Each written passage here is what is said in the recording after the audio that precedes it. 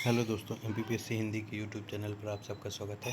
तो आज हम लोग देखेंगे बायोलॉजी का क्लास 7 पौधों, पशुओं एवं मनुष्यों में पोषण। ठीक है ना।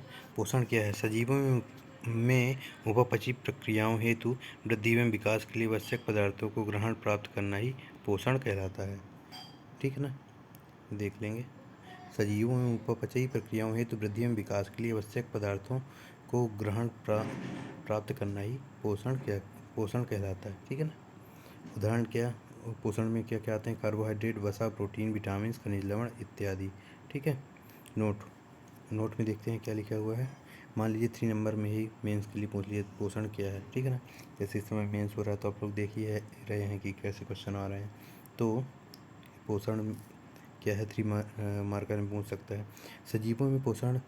सजीवों के पोषण में आवश्यक भोज्य पदार्थों के अंतर्ग्रहण, पाचन, अवशोषण, स्वांगीकरण एवं उत्सर्जित पदार्थों का परित्याग करने तक की संपूर्ण प्रक्रिया शामिल होती है। ठीक है।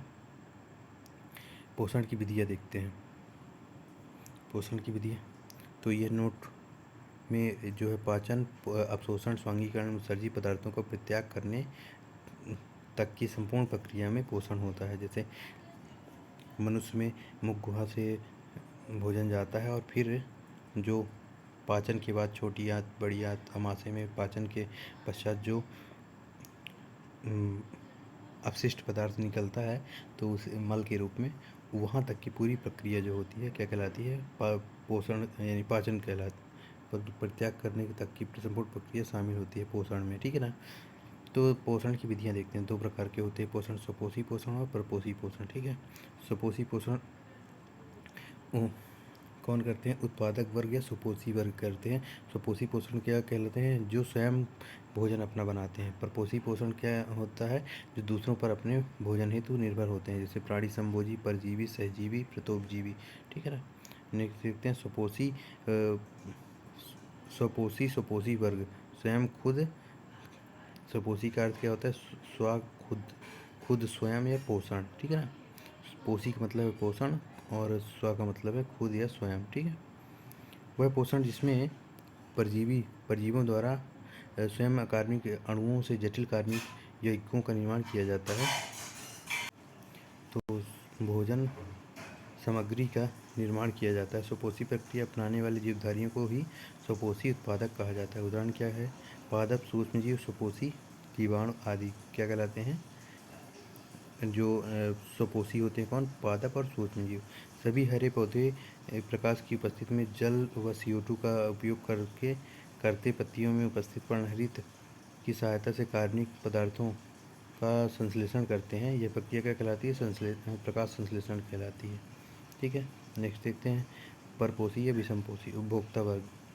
ठीक है ना। परपोषी या विषमपोषी वे सजीव जो अपने भोजन को स्वयं न बनाकर दूसरे जीवों पर आश्रित होते हैं, वह क्या कहलाते हैं? परपोषी कहलाते हैं। उदाहरण गाय, शेर, मनुष्य, मच्छर, लाइकेन आदि जो होते हैं वह क्या कहलाते हैं? परपोषी कहलाते हैं। प्रकार कैसे? प्राणी संभोजी, परजीवी, सहजीवी और मितोपजीवी होते हैं। प्राणी संभोजी कौन होते हैं? वे प्राणी जो अन्य जीवों एवं उनके द्वारा निर्मित कार्बनिक पदार्थों को ग्रहण कर ऊर्जा प्राप्त करते हैं, उसे क्या कहते हैं? प्राणी संभोजी कहते हैं। ठीक है ना। जो दूसरों जीवों को मृत जीवों को खाकर स्वयं का भोजन करते हैं और उससे ऊर्जा प्राप्त होती है, कौन कहलाते हैं? प्राणी संभोजी कहलाते हैं। प्राणी संभोजी क्या है? शाकाहारी, मांसाहारी और सर्वाहारी होते हैं। 3 प्रकार के होते हैं। शाकाहारी कौन होते हैं? भोजन हेतु पादपों द्वारा प्रत्यक्ष निर्भर होते हैं। उदाहरण गाय, हिरण, बकरी। मांसाहारी कौन होते हैं? भोजन हेतु जंतुओं पर निर्भर होते हैं। उदाहरण जंतु, शेर, चीता। पादप या घटपर्णी। पादप घटपर्णी जो होता है वह भी कीटों को खाता है, तो वह भी कौन हो गया? मांसाहारी कहलाता है। सर्वाहारी कौन होते हैं? जो पोषण हेतु जंतु एवं पादपों दोनों पर निर्भर हैं, वह क्या कहलाते हैं? सर्वाहारी कहलाते हैं। ठीक है ना। उदाहरण में कौन आते हैं इसमें? कुत्ता, बिल्ली और मनुष्य आते हैं सर्वाहारी। परजीवी पोषण हेतु सजीव प्राणियों के आंतरिक एवं बाह्य भाग पर आश्रित होते हैं। पोषण हेतु सजीव प्राणियों के आंतरिक एवं बाह्य भाग पर आश्रित होते हैं, वह क्या कहलाते हैं? परजीवी कहलाते हैं। प्रकार क्या है? बाह्य और आंतरिक 2 प्रकार के होते हैं। ठीक है ना। प्राणियों की बाह्य त्वचा पर आश्रित होते हैं, ये बाह्य पोषण जो होते परजीवी होते हैं। और उदाहरण कौन होते हैं? जूं, मच्छर, खटमल, अमरबेल जो होते हैं, यह प्राणियों की बाह्य त्वचा पर आश्रित होते हैं, ठीक है ना। परजीवी भोजन हेतु सजीवों के आंतरिक भाग पर आश्रित होते हैं। उदाहरण के लिए यकृत कृमि और फीताकृमि होते हैं परजीवी, ठीक है ना। आंतरिक रूप से होते हैं, यकृत कृमि या अंदर शरीर में पहुंचकर वहां से अपना भोज्य पदार्थ प्राप्त करते हैं, क्या कहलाते हैं, आंतरिक परजीवी कहलाते हैं। और ये बाह्य परजीवी कहलाते हैं, जो मच्छर, खटमल और अमरबेल, ठीक है। सहजीवी कौन होते हैं? सहजीवी प्राणी भोजन हेतु अन्य भिन्न जाति के प्राणी के साथ मिलकर स्वयं भोजन प्राप्त करते हैं, क्या कहलाते हैं? सहजीवी कहलाते हैं। दोनों ही प्राणियों को लाभ, किसी को हानि नहीं होती है, तो यह क्या कहलाते हैं? सहजीवी। उदाहरण कवक प्लस शैवाल इक्वल, कवक और शैवाल मिलकर क्या बनते हैं? लाइकेन बनाते हैं, तो वह कौन होते हैं? सहजीवी होते हैं। मतोपजीवी कौन होते हैं? वे जीव जो मृत जीवों के ऊतकों से आहार प्राप्त करते हैं, मृतोपजीवी कहलाते हैं। पर्यावरण संरक्षण में समानतः सहायक की भूमिका निभाते हैं, कौन होते हैं? मृतोपजीवी। पर्यावरण संरक्षण में सहायक की भूमिका निभाते हैं, ठीक है ना। उदाहरण कौन होते हैं? जीवाणु, कवक और प्रोटोजोआ जो होते हैं मृतोपजीवी की श्रेणी में आते हैं। पादपों में पोषण कैसे होता है? पादपों में वृद्धि एवं ऊर्जा निर्माण हेतु आवश्यक पोषक तत्वों की प्राप्ति हेतु पोषण कहलाती है, क्या कहलाती है? पादपों में पोषण कहलाता है। प्रकार कैसे होते हैं? स्वपोषी पादप होते हैं, परपोषी पादप होते हैं। स्वपोषी पादप कैसे होते हैं? दो प्रकार के होते हैं, प्रकाश संश्लेषण द्वारा भोजन प्राप्त करते हैं, रसायन संश्लेषी द्वारा भोजन प्राप्त करते हैं। प्रकाश संश्लेषण में कौन होते हैं? उदाहरण हरे पौधे और शैवाल होते हैं। रसायन संश्लेषी में कौन कहलाते हैं? उदाहरण नाइट्रिकारी, जीवाणु, सल्फरकारी आदि जो होते हैं वह स्वपोषी पादप में रसायन संश्लेषण द्वारा भोजन प्राप्त करते हैं। परपोषी पादप कौन होते हैं? परजीवी मूल के पादप से पोषण होता है, तो वह क्या कहलाते हैं? परजीवी परपोषी पादप कहलाते हैं, ठीक है। तो इसमें कौन आता है? जैसे अमरबेल आता है इसमें, ठीक है ना। परपोषी पादप कीटभक्षी नाइट्रोजनी युक्त पदार्थों की आपूर्ति हेतु कीट पतंगों को मारकर भोजन प्राप्त करते हैं, ठीक है।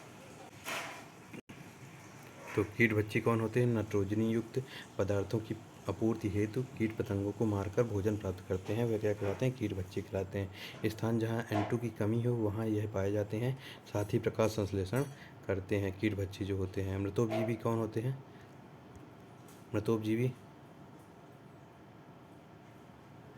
मृतोपजीवी कौन होते हैं? नियोसिया, मानोट्रोपा और यूनिफ्लोरा जो होते हैं वो मृतोपजीवी पादप कहलाते हैं, ठीक है। प्रकाश संश्लेषण, तो पौधे जो होते हैं प्रकाश संश्लेषण द्वारा अपना भोजन प्राप्त करते हैं। जैसे पत्तियों में उपस्थित पर्णहरित की सहायता से कार्बनिक पदार्थों का संश्लेषण करते हैं, यह प्रक्रिया प्रकाश संश्लेषण कहलाता है, ठीक है ना। प्रकाशीय ऊर्जा का रासायनिक ऊर्जा में परिवर्तन से प्रकाश संश्लेषण होता है और उससे ऊर्जा प्राप्त होती है। इस प्रक्रिया के दौरान O2 विमुक्त होती है, पौधे O2 विमुक्त करते हैं, ठीक है ना।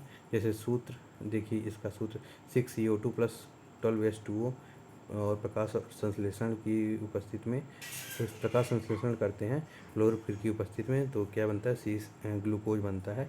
ये जो है ना ग्लूकोज का सूत्र है। और 6O2 उत्सर्जित करते हैं, 6H2O भी उत्सर्जित करते हैं, ठीक है ना। तो 6CO2 + 12H2O + प्रकाश + क्लोरोफिल, तो यह भी वही है ना। ऐसा भी लिख सकते हैं और ऐसा भी, ठीक है। तो विशेष इसमें देखते हैं, कुछ जीवाणु जल के बजाय हाइड्रोजन सल्फाइड से हाइड्रोजन प्राप्त करते हैं, जिन्हें हरित सल्फर जीवाणु कहते हैं, ठीक है ना।